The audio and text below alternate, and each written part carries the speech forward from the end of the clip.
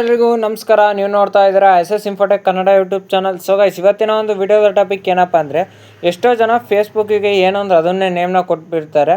ಆ Facebook ನೇಮ್ನ change ಮಾಡೋದು ಎಷ್ಟೋ ಜನಕ್ಕೆ ಗೊತ್ತಿರಲ್ಲ.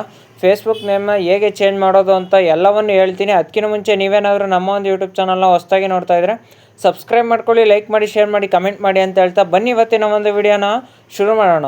ಓಕೆ ಗೈಸ್, ಜಸ್ಟು ನೀವು ನಿಮ್ಮ ಒಂದು ಫೇಸ್ಬುಕ್ನ ಓಪನ್ ಮಾಡ್ಕೊಳ್ಳಿ. ಓಪನ್ ಮಾಡ್ಕೊಂಡು 3 ಡಾಟೆಡ್ ಲೈನ್ನ ಮೇಲೆ ಕ್ಲಿಕ್ನ ಮಾಡಿ.